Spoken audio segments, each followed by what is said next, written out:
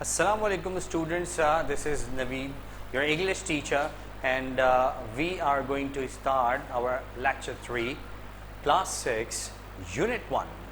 हम अपने पिछले दो लेक्चर्स के अंदर यूनिट 1 को इंटरप्रीट कर चुके हैं और उसे पढ़ चुके हैं और उसमें जो कुछ भी फैक्ट्स बताए गए उस स्टोरी में उसे अंडरस्टैंड कर चुके हैं. एक्चुअली वो स्टोरी जो हमने पढ़ी है अपने पिछले 2 लास्ट लेक्चर्स के अंदर, उसमें सिर्फ इतना बताया गया है कि इस दुनिया के अंदर, इस वर्ल्ड के अंदर ट्रू काइंडनेस क्या होती है. तो अब देखें कि इस स्टोरी में देयर वाज अ पर्सन, एक हैप्पी गो लकी फैमिली को डिस्टर्ब करता रहता था और even he used to threaten their lives. वो उनको जान से मार देने की धमकियाँ दिया करता था. He used to steal things from them. वो उनसे चीज़ें चुरा लिया करता था. लेकिन उसके बावजूद उनके किसान ने, और जो ओल्ड पर्सन था, नॉट किसान, ओल्ड पर्सन जो था, उसने अपने बेटों को ये सिखाने की कोशिश की कि बेटा आपका जो नेबर है वो भले आपसे मोहब्बत ना करता हो, वो भले आपके काम ना आता हो, but being a good person, एक अच्छे शख्स होने के नाते तुम्हें उसके साथ रवैया अच्छा ही रखना चाहिए. जज्बा ईसार का रवैया रखना चाहिए. जज्बा मेहरबानी तुम्हारे दिल में उसके लिए होना चाहिए. ये इस चैप्टर का जो थीम है वो हमने स्टडी कर लिया था. आज हम चलते हैं इसकी कुछ एक्सरसाइजेस की तरफ, इसकी कुछ कॉन्टेक्चुअल क्वेश्चंस की तरफ, जो कि पेज नंबर 9 पे आपको मिलेंगे इस स्टोरी के राइट आफ्टर, इसके फ़ौरन बाद. Question number 1. स्टूडेंट्स, मैं आपके साथ इन क्वेश्चंस को डिस्कस करूंगा. I am not going to write the answers to these questions on the board. इन क्वेश्चंस के आंसर मैं बोर्ड पे नहीं लिखने वाला हूं. मेन क्वेश्चंस के आंसर्स को ओरली आपके साथ डिस्कस करूंगा. All you need to do, आपको क्या करना है, मेरे इस लेक्चर को बगौर, जब मैं किसी भी क्वेश्चन को रीड कर रहा हूं, उसे समझा रहा हूं और फिर उसका आंसर आपके सामने नरेट कर रहा हूं, that time you have to be very focused. क्योंकि आप मेरे उसी ओरल लेक्चर से, उन्हीं ओरल बातों से जो मैं क्वेश्चन के आंसर्स में करूंगा, उन्हीं से आपने अपना आंसर ड्राफ्ट करना है और लिखना है अपनी कॉपी के ऊपर. ठीक है बच्चों, shall we start? Okay. Question number 1. What had spoiled the family's happiness for many years? क्या थी वो बात जिसकी वजह से ओल्ड मैन और उसके बच्चों के सुख और चैन को तबाह किया जाता रहा? क्या वो बात थी? Let's read. हम पढ़ते हैं. आप पेज नंबर 8 पे आ जाइए. पेज नंबर 8, जहाँ से ये स्टोरी शुरू हो रही है, जहाँ पर हेडिंग डली हुई है द शील्ड ऑफ काइंडनेस. यहाँ से पढ़ते हैं और जानने की कोशिश करते हैं कि वो क्या बात थी जिसकी वजह से उस ओल्ड मैन और उसकी फैमिली की जो खुशियाँ थी वो बर्बाद होती रहीं. Once there was a good old man. एक दफ़ा का जिक्र है, एक बूढ़ा शख्स कहीं रहा करता था. Who had 3 fine sons, जिसके 3 बहुत ही अच्छे बेटे हुआ करते थे. The family's happiness was spoiled. उस खानदान की खुशियाँ तबाह रहती थी या तबाह होती थी only by a greediness of their neighbor. उनके लालची पड़ोसी की वजह से. यानी उनका एक लालची पड़ोसी था जिसकी वजह से इस ओल्ड मैन और उसके फैमिली वालों की खुशियाँ तबाह हुआ करती. Who constantly tried to steal from them, जो उनकी चीज़ें अक्सर चुराया करता था, and even threatened their lives, यहाँ तक कि उनसे इतना लड़ता झगड़ता था कि उन्हें जान से मार देने की धमकियाँ दिया करता. अब क्वेश्चन क्या था? What had spoiled the family's happiness for many years? कई साल तक उस खानदान की खुशियाँ तबाह रहीं. किस बुनियाद पर, किस वजह से? तो वो वजह कौन था? नेबर, उनका ग्रीडी नेबर, उनका लालची नेबर. तो आप आंसर क्या कहेंगे? आंसर में क्या लिखेंगे? The family's happiness. इसी क्वेश्चन में से आंसर क्रिएट करेंगे. ठीक है, क्वेश्चन में जहां से लिखा हुआ है द फैमिलीज हैप्पीनेस, आपका आंसर यहां से शुरू होना चाहिए. The family's happiness had spoiled या हैड बीन स्पॉइल्ड. ठीक है, the family happiness had been spoiled. अब आ जाएगा वो शख्स जिसने इसको किया. ठीक है, page number 8, line number 2. By the greediness of their neighbor who constantly tried to steal from them and even threatened their lives. ठीक है बच्चों, किस तरह से होगा ये क्वेश्चन का answer? The family's happiness for many years had been spoiled by the greediness of their neighbor who constantly tried to steal from them and even threatened their lives. ये इसका आंसर हो गया कि उनको तंग किया करता था, उनसे चोरी किया करता था और उन्हें धमकियां दिया करता था, जिसकी वजह से वो लोग परेशान रहते. Question number 2, which son saved the baby's life? कौन सा बेटा उस ओल्ड मैन में के बेटों में से कौन सा बेटा था जिसने एक बच्चे की जिंदगी बचाई? तो यहां पर लिखते हैं कि फादर द ओल्डेस्ट सन. मैं पेज नंबर 8 का लास्ट पैराग्राफ पढ़ रहा हूं बच्चों. ठीक है, इस क्वेश्चन के आंसर को फाइंड करने के लिए I am reading paragraph 8, paragraph last, page number 8. I am sorry, page number 8, paragraph last. Father the oldest one sad, सबसे बड़े बेटे ने कहा, आई सॉ अ वुमन, मैंने देखा एक औरत को, वेलिंग, वो चीख रही थी, चिल्ला रही थी, बिकॉज, क्योंकि her baby had fallen into the river, क्योंकि उसका बच्चा दरिया में गिर गया था. द रिवर वॉज डीप, दरिया बहुत गहरा था, एंड इन्फेस्टेड विद क्रोकोडाइल्स, और उसमें बहुत सारे क्रोकोडाइल्स मौजूद थे, भरे हुए थे. बट आई रिस्क्ड माई लाइफ, लेकिन मैंने हौसला दिखाया और अपनी जिंदगी का दाव खेला, एंड जम्प्ड इन, और उस दरिया में कूद गया, एंड रेस्क्यूड द बेबी, और उस बच्चे को बचाया. तो किस बेटे ने बचाया? द ओल्डेस्ट, सबसे बड़े बच्चे ने बचाया. तो आप आंसर क्या देंगे? से सवाल क्या था, दोबारा से पढ़ लेते हैं. Question number 2, who which son saved the baby's life? तो आप क्या जवाब देंगे? The oldest son saved the baby's life. The oldest son saved the baby's life. Right बच्चों?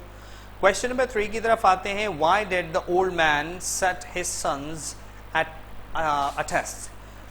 उस old man ने अपने तीनों बेटों को ये टेस्ट दिया क्यों? Why? क्यों दिया? क्योंकि वो ये चाहता था कि उसके बच्चे जाने कि ट्रू काइंडनेस क्या होती है. इसीलिए उसने कहा कि मेरे पास जो शील्ड है वो मेरे फादर ने मुझे रिवॉर्ड की थी, ठीक है, और ये शील्ड ऑफ काइंडनेस कहलाती है, और ये सिर्फ उसी शख्स के विरसे में जाती है जिसके दिल में बहुत ज़्यादा काइंडनेस हो या सबसे ज़्यादा काइंडनेस हो. तो वो चाहता था अपने बेटों को काइंडनेस सीखें, वो काइंडनेस के बारे में जानें और लोगों के साथ काइंडली पेश आएँ. That's why he set his sons a test. तो आप इसका आंसर किस तरह से देंगे? क्वेश्चन था why did the old man set his sons a test, उसने अपने बेटों को टेस्ट क्यों दिया? तो आंसर होगा the old man set his sons a test so that, ठीक है, इसी क्वेश्चन में से आंसर निकलेगा. The old man set his sons a test so that they could learn the true kindness, so that they could learn true kindness, true kindness वो जान सकें. Right? I hope you have understood the answer. Question number 4 की तरफ आते हैं बच्चों. Think of a phrase. आपको एक फ्रेज सोचनी है, आपको इमेजिन करनी है, अपने दिमाग से सोचनी है. That means, जिसका मतलब हो the same as threatened their lives, जिसका मतलब हो threatened their lives. ये जो threatened their lives लिखा हुआ है ज़रा अलग से फॉन्ट के अंदर, ये फ्रेज इस्तेमाल हुई है चैप्टर के अंदर सबसे पहले ही पैराग्राफ में बच्चों. तो वहाँ पर इसका मतलब ये था कि वो पड़ोसी जो उनका लालची था, उन्हें अपने उस ओल्ड मैन को और उसके 3 बच्चों को डराता धमकाता रहता था और जान की धमकियाँ देता था. ठीक है ना? थ्रेटेड का मतलब धमकाना होता है, किसी को खतरे में डालने की बात कहना या खतरे में डालने का अमल करना होता है. तो अगर कोई मुझसे कहेगा कि भाई थ्रेटन देयर लाइव्स का कोई सिनोनिम बता दो, कोई सेम फ्रेज बता दो, तो मैं थ्रेटन्ड के लफ्ज़ को चेंज कर दूंगा और उसकी जगह पे लिख दूंगा एंडेंजर्ड. एंडेंजर्ड, थ्रेटन्ड की जगह पे मैं लिख दूंगा endangered, ENDANGERED. DANGERED, endangered their lives. तो threaten their lives चेंज हो जाएगी endangered their lives में. ठीक है, आपको threatened के और अगर synonyms मिलते हैं, सेम वर्ड्स सेम मीनिंग वाले वर्ड्स मिलते हैं तो आप वो भी ट्राई कर सकते हैं. But I have spoken my opinion, and you can write your own word. अगर आपको गूगल करके मिल जाता है, Google is the easiest way. बड़ा आसान होता है, जल्दी से मिल जाता है, जल्दी से काम हो जाता है. क्वेश्चन नंबर 5 की तरफ आते हैं. Which word below best describes the oldest son? Why? नीचे दिए गए अल्फाज में से कौन सा लफ्ज ऐसा है जो उस ओल्ड मैन के सबसे बड़े बेटे के कैरेक्टर को डिस्क्राइब करता है और क्यों? देखिए, सबसे बड़े बेटे ने क्या काम किया था. उसने एक औरत को सुना जो चिल्ला रही थी क्योंकि उसका बेबी जो है एक दरिया में गिर गया था और उस दरिया के अंदर बहुत सारे मगरमच्छ थे और वो चिल्ला रही थी कि कोई उसके बच्चे को बचा ले. ऐसी सूरत में कोई ऐसा शख्स ही वहाँ पर उसकी मदद के लिए जा सकता है जो बड़ा हिम्मत वाला हो, बहुत बहादुर हो और बहुत हौसले वाला हो. वही शख्स जा सकता था. तो oldest son of the old man वहाँ गया और उस बच्चे को उसने बचाया.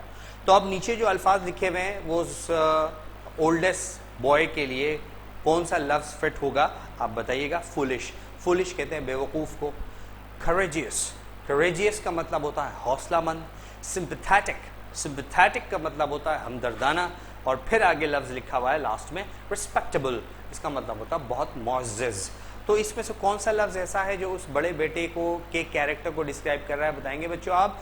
फूलिश, बेवकूफ़, करेजियस, हौसलामंद, सिंपैथेटिक, हमदर्दाना, रिस्पेक्टेबल का मतलब होता है मुअज़्ज़ज़. सो आई होप आपने गैस कर लिया होगा. यकीनन जो आपने गैस किया होगा वो सेकंड लफ्ज है करेजियस. और करेजियस क्यों? क्योंकि जो कुछ उसने किया, वट एवर ही डिड, ठीक है, courageous is the word that describes the oldest son, because whatever the oldest son did, जो कुछ भी उस oldest son ने किया, only a courageous person could do that. सिर्फ एक बाहौसला इंसान ही वो सब कुछ कर सकता था. ठीक है, तो ये इसका आंसर है. Question number 6.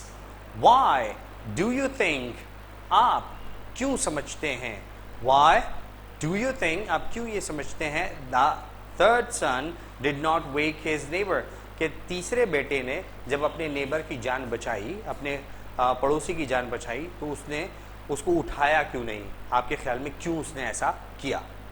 A, he did not want the neighbor to be tired next day, क्योंकि वो नहीं चाहता था कि अगले दिन उसका पड़ोसी थका हुआ हो या चोट उसे लगी हुई हो या फिर वो किसी खतरे में पड़ चुका हो.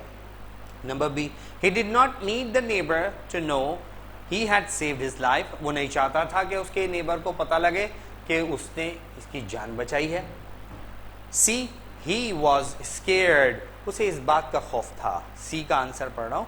he was scared, उस लड़के को इस बात का खौफ था, the neighbor would be violent towards him, कि अगर नेबर जाग गया तो उससे फिर झगड़ने लगेगा जैसा वो हमेशा से झगड़ता उनसे आया है. So what do you think is the right answer? Which one, which options? I think आपके जहन में जो ऑप्शन आएगा जो कि राइट है, और वो ऑप्शन होगा नंबर सी, क्योंकि उनका नेबर उनसे हमेशा झगड़ता ही रहता था, लड़ता ही रहता था. तो वो नहीं चाहता था कि उसने इसकी जान बचाई और वो उठ जाए और फिर से झगड़ना शुरू हो जाए और समझे कि न जाने मुझे क्या करने के लिए आया है. So C, answer C is the right answer. ठीक है. Question number 7. According to the story, इस स्टोरी के मुताबिक ट्रू काइंडनेस इज, असल काइंडनेस होती है डैश. आगे आपको कंप्लीट करना है. ए, सेविंग समवन्स लाइफ, किसी की जिंदगी बचाना असल काइंडनेस होती है. बी, हेल्पिंग योर नेबर, अपने पड़ोसी की मदद करना काइंडनेस होती है. सी, हेल्पिंग योर एनिमी, अपने दुश्मन की मदद करना काइंडनेस होती है. डी, हेल्पिंग योर फ्रेंड, अपने दोस्त की मदद करना काइंडनेस होती है. वैसे तो ये चारों काम काइंडनेस के हैं, लेकिन आपसे क्वेश्चन किया गया इस स्टोरी के मुताबिक आपको बताना है कि ट्रू काइंडनेस क्या है. इस स्टोरी में बताया गया कि एक शख्स ने अपने ऐसे नेबर को हेल्प आउट कर दिया और उस जान बचा ली जो हमेशा उन्हें जान से मार देने की धमकियां दिया करता था, उसी की जान बचा ली. So according to that chapter इन तमाम ऑप्शंस में से राइट वाला जो ऑप्शन है वो ऑप्शन सी है, helping your enemy. Helping your enemy is the true kindness according to this story.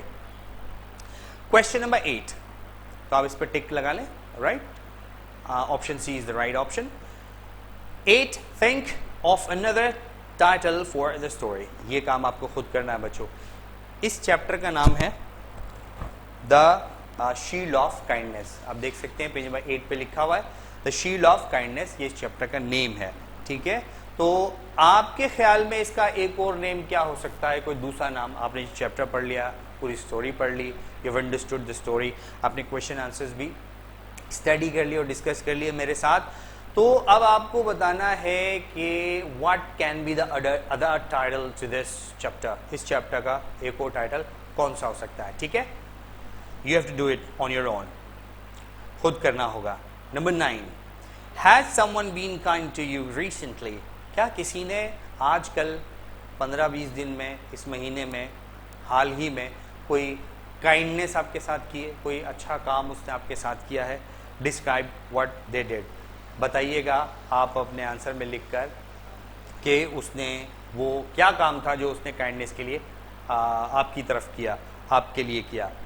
Question number 10, what kind act could you do for someone else today. आज अगर आपसे कोई कहे कि आप किसी के लिए कोई मेहरबानी का काम कर दें, कोई काइंडनेस का काम कर दें, तो वो कौन सा काम है जो आप किसी के लिए करना पसंद करेंगे जिसमें काइंडनेस होगी? That is what you have to do. ये आखिर के जो 3 आंसर्स हैं ये आपको खुद करने होंगे अपनी कैपेबिलिटीज़, अपनी एबिलिटीज़ को इस्तेमाल करते हुए और उन फैक्ट्स को इस्तेमाल करते हुए जो आपने इस चैप्टर में सीखे। ठीक है बच्चों, आज की वीडियो के लिए इतना बहुत है। नेक्स्ट वीडियो तक के लिए इजाज़त दीजिए, फिर आपसे मुलाकात होगी इसी यूट्यूब चैनल पे जिसका नाम है Faham schools. And don't forget to like, share and subscribe this channel. Okay, अल्लाह हाफ़िज़।